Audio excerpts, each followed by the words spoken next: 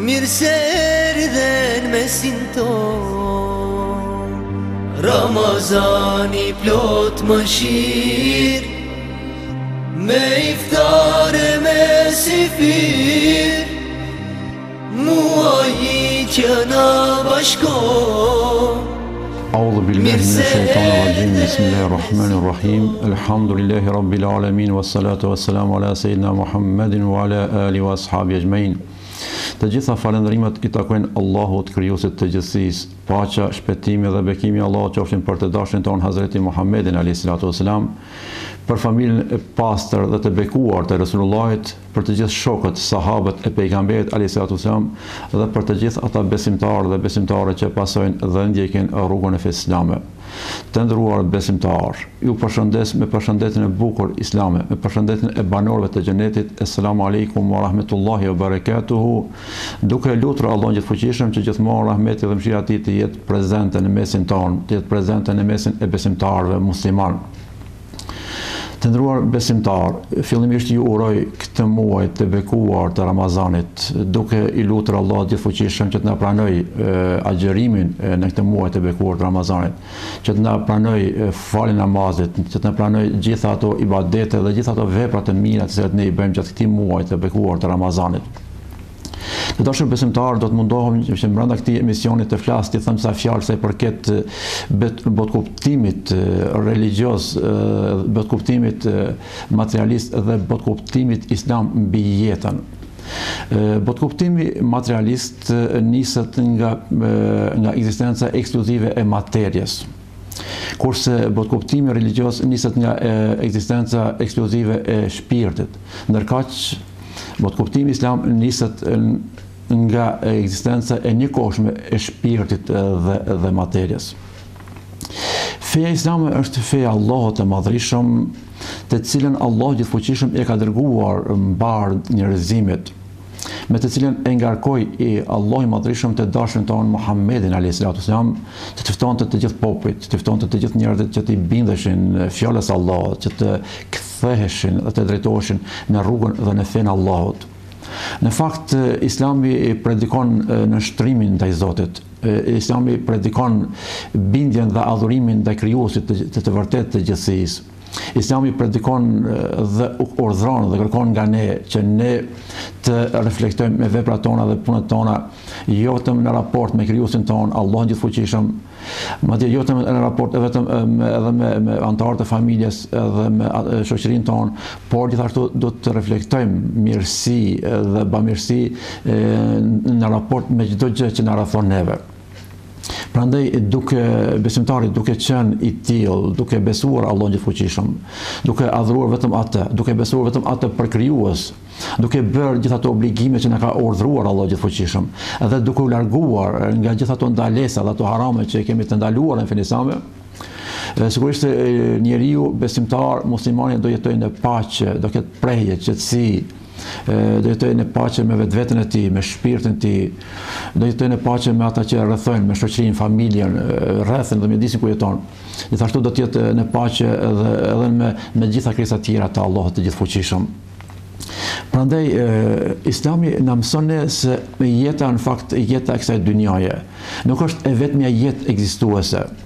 Dhe pikërisht për këtë arsye, sikur që thash më parë, Islami predikon dhe na mëson neve se njëkohësisht ekziston edhe shpirti, edhe trupi, edhe materja. Njëkohësisht ekziston edhe kjo botë dhe bota tjetër. Prandaj, për këtë arsye, Islami bën lidhjen mes tokës dhe qiellit.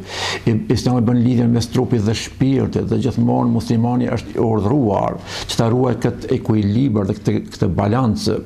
Dhe këtë ekuilibër, këtë balancë ne si besimtar mund ta ruajmë vetëm nëse besojmë Allahun dhe nëse I kryejmë gjithë ato adhurime dhe ibadete të cilat në fakt në instancë të fundit të gjitha të mirat dhe mirësitë e atyre adhurimeve dhe ibadeteve dhe gjithë atyre veprat e mira që bëjmë janë për të mirën tonë. Në fillim të emisionit përmenda se materialisti beson se vetmja jetë reale është jeta e kësaj bote. Dhe materialisti beson se materia është ajo cila është ekzistente, kurse për materialistët shpirti dhe ana shpirtërore, madje edhe jeta e pasaj bote është diçka që është inekzistente apo që është e demoduar. Kurse fetë e ndryshme të botës, religionet e ndryshme të botës japin rëndësi vetëm shpirtit, madje ato gjithmonë e vënë theksin vetëm tek ana shpirtërore. Islami sikur që përmenda dhe Islami pra sikur që përmenda dhe sikur që dua të theksoj, të potencoj, është feja e cila ruan këto dy lloj ekuilibre, sepse jeta e kësaj bote nuk është e vetmja jetë ekzistuese. Pra jeta e kësaj bote me saktë është një prej atyre formave të jetës që e kalon njeriu. Për kuptuar më qartë këtë çfarë themi, ndoshta ja vlen që të përmendim fazat në për cilat kalon njeriu, secili prej nesh. Faza e parë, cilën kemi kaluar të nderuar besimtar, ka qenë jeta jonë në botën e shpirtrave. Ka qenë një fazë, një periudhë kur Zoti i Gjithfuqishëm i ka marrë të gjithë shpirtrat e të gjithë njerëzve dhe i ka nxjerrë nga bita e Ademit, dhe Zoti është prezantuar këtyre shpirtrave dhe i ka pyetur elestu bi rabbikum, a nuk jam unë Zoti juaj? Shpirtrat e të gjithë neve pa përjashtim që të gjithë ne në botën e shpirtrave dhe shpirtrat tanë e kanë pranuar Allahun për krijues dhe kanë thënë qalu bela, kanë thënë po Allah ti je Zoti ynë. Pra kjo është e faza e parë që neve kemi ekzistuar. Do të thotë se fillimisht ne kemi pasur ekzistencën tonë në botën e shpirtrave, në alem dharr, është në botën e grimcave, që kjo në fakt kjo fazë është përmendur edhe në Kur'anin famlar. Kjo është faza e parë. Më pas kemi fazën e dytë kur ne jetojmë në një periudhë prej 9 muajsh në barkun e nënës, secili prej nesh e kalon atë fazë. Dhe më pas kemi fazën e tretë, është kjo jeta e kësaj bote, jeta e dynjas. Kjo është faza e tretë. Pas kësaj faze pason faza e katërt. Është ajo që quhet jeta e varrit, jeta në varreza ose e varrit ose jeta e barzahit në gjuhën arabe. Dhe kjo quhet në këtë formë quhet jeta e barzahit, fillon me njëherë pasi që njeriu të kaloj nga kjo botë në botën tjetër, pasi që njeriu të vdes dhe pasi që shpirti i njeriu të ndahet nga trupi i tij. Dhe pastaj pas kësaj faze të katërt që quhet jeta në varr, do të kemi edhe fazën përfundimtare atë kur do dalim para Allahut të Gjithfuqishëm dhe të gjithë ne do t'japim llogari për veprat tona. Qofse ndalim nga pak për secilën këtyre faze, do të shohim se fillimisht sikur që thash kemi qenë në botën e shpirtrave, dhe Zoti i Gjithfuqishëm ka krijuar shpirtrat tanë dhe të gjithë shpirtrat tanë kanë qenë prezent, kanë dëshmuar para Allahut të Gjithfuqishëm, dhe më pas vjen ajo periudha e dytë që është periudha në barkun e nënës, atëherë kur bashkohet trupi dhe shpirti dhe njeriu jeton një periudhë prej 9 muajsh, dhe sigurisht edhe kjo jetë që ne jetojmë, këtë fazë të jetës sonë që kalojmë në barkun e nënës, është një lloj jete, është një lloj bote. Me pas kemi periudhën tjetër kur ne dalim nga barku i nënës dhe vim në këtë dynja. Krahasimi në mes kësaj dynjaje dhe barkut të nënës është sikur se krahasimi mes dynjas dhe botës tjetër. Në këtë dynja do të ndalim pak në jetën e kësaj dynjaje, sepse këtu shohim që në këtë botë nuk ka shumë drejtësi. Ne shohim që në këtë botë shpeshherë njerëz të cilët nuk janë të mirë, ndoshta edhe avancohen, gradohen, ecin përpara, çajnë në mënyra të ndryshme. Shpeshherë njerëz e drejtë, njerëz e mirë, bamirësit ngecin mbrapa, ndoshta edhe nuk jetojnë jetën si duhet, nuk janë të mirë pritur, mund të hapsojnë në këtë botë. Pra kemi një padrejtësi të madhe. Është interesant se madje edhe që ajo drejtësi relative që është në këtë botë, shpeshherë edhe ajo drejtësi relative nuk zbatohet dhe nuk zë vend. Dhe kemi edhe diçka tjetër. Shohim se si disa njerëz jetojnë më gjatë, disa më shkurt. Disa foshnjë sapo vinë në këtë botë ndrojnë jetë. Disa pastaj në rinin e tyre vdesin, disa jetojnë më shumë. Kemi pastaj njerëz të cilët vuajnë, kanë smundje, kanë fkarallak, kanë sfida të ndryshme. Dhe në përgjithësi jeta e kësaj bote nuk është ajo që do të na kënaqë dëshirat tona. Pra me jetën tonë në këtë botë ne nuk mund të realizojmë qëllimet, nuk mund të arrijmë ndoshta atë lumturi dhe kënaqësi të cilën ne e pretendojmë dhe duam. Prandaj edhe këto padrejësi të shumta që e shohim në këtë botë, po edhe vetë jeta jonë e përkohshme, sigurisht janë fakte dhe argumente që dëshmojnë se padyshim pas sa jetë kalimtare do të ekzistojë një jetë e përhershme dhe amshueshme. Dhe dhe ajo që është më rëndësishme ta theksojmë, ta dimë sa i përket jetës së kësaj dynjaje, sepse në fundet pavarësisht asaj sa mund të arrijmë neve, në fund të gjithë me një farë mënyrë ose në një formë nuk jemi të kënaqur as sa duhet. Dhe me një farë ndoshta vjen një moment kur ne të gjithë e shohim dhe kuptojmë se kjo jetë nuk qenë ka më se çfarë. Në fund të gjithë njerëzit kur i pyesim edhe ata që jetojnë me dekada, në fund pra nuk janë të kënaqur. Dëshirojnë për jetë, dëshirojnë për lumturi, për kënaqësi, nuk është realizuar sa duhet. Në këtë aspekt pra kjo jetë është shumë e mangët. Por rëndësia e kësaj bote është rëndësia jetës sonë, rëndësia edhe qëllimi i arës në këtë botë. Nuk është që ne këtu të jemi të përhershëm, nuk është që ne këtu të arrijmë qëllimet tona dhe kënaqësitë tona në mënyrë të ndoshta në mënyrë se si ne duam, nga se një gjë e tillë është e pamundur, e paarritshme. Por rëndësia e kësaj bote është se ne përmes punëve tona në këtë botë mund ta evoluosim fatin dhe evoluosim fatin tonë në botën tjetër. Kjo është rëndësia e kësaj bote. Në fakt kjo botë është një formë një botë ku ne mbjellim, ashtu sikurse bujku që mbjell në pranverë dhe pret që rezultatin e punës së tij ta vjel në vjesht, edhe ne jemi të krijuar në këtë botë që të vjelim, që të punojmë, që të veprojmë.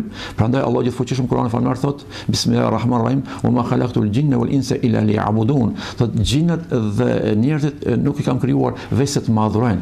Pra qëllimi i ardhjes tonë në këtë botë është që ne të veprojmë, të punojmë ashtu si na ka urdhëruar Allah gjithfuqishëm, që ne ta adhurojmë Allahun gjithfuqishëm.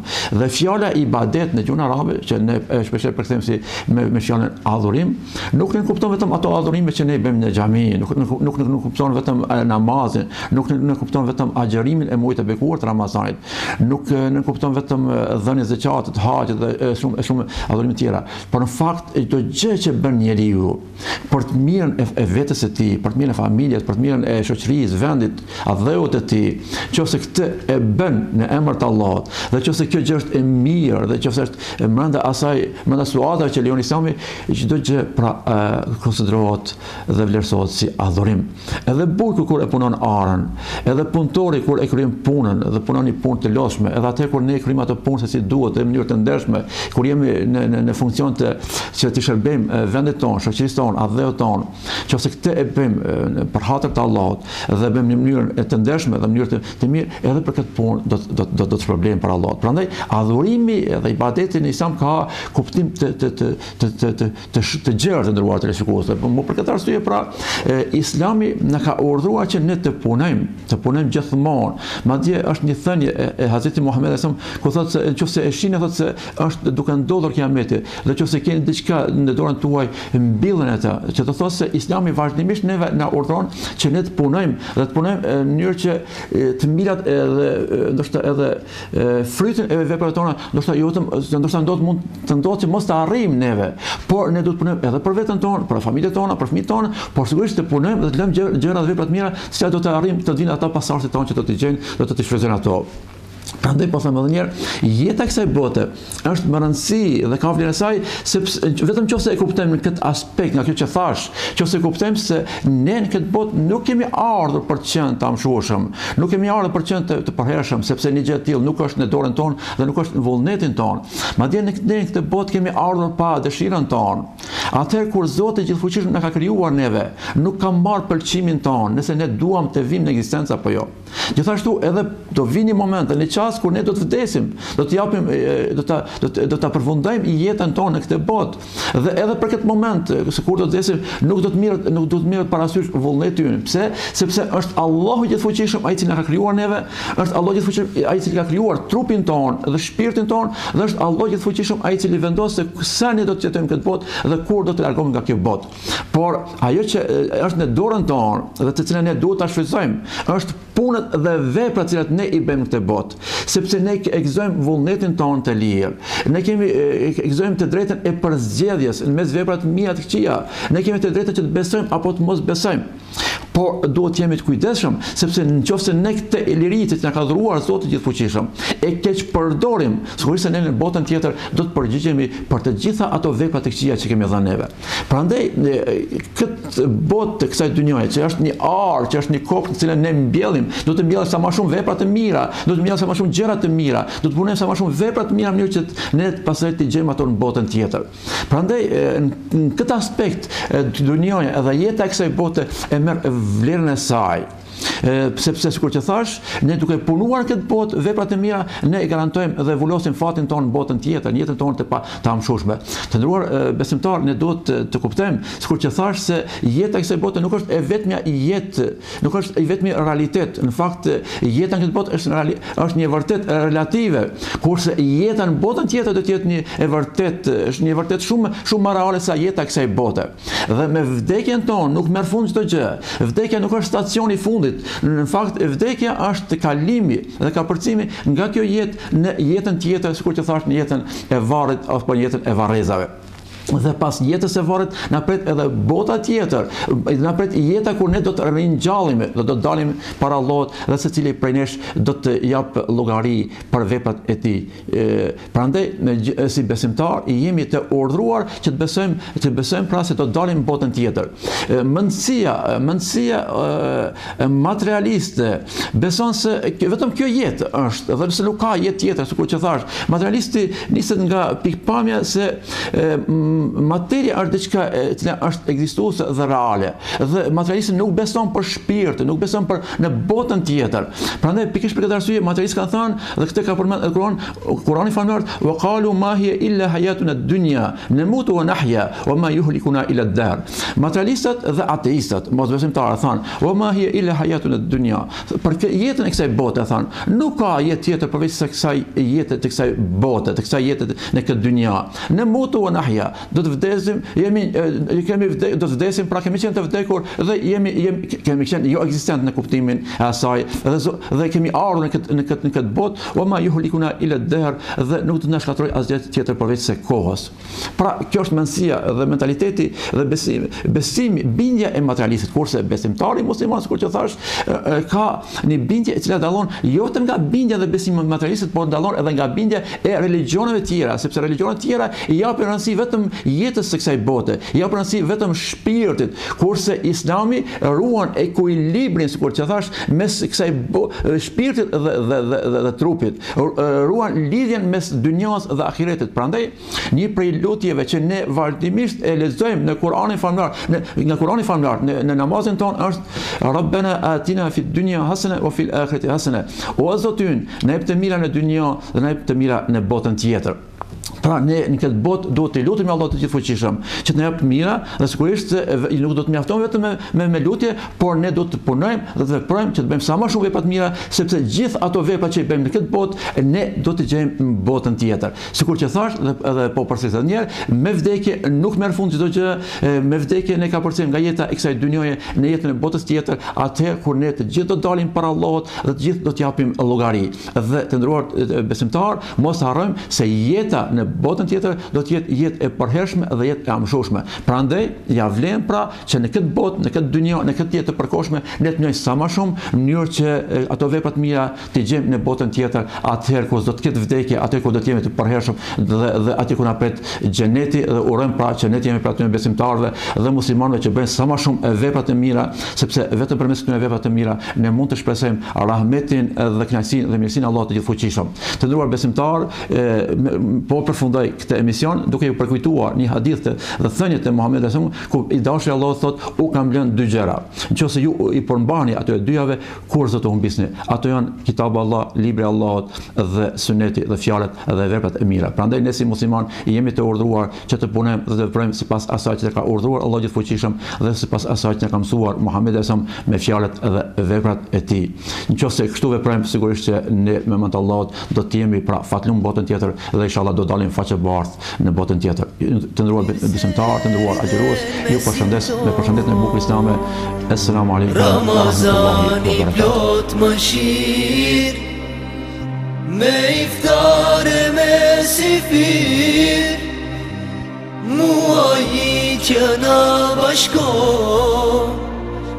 mirë se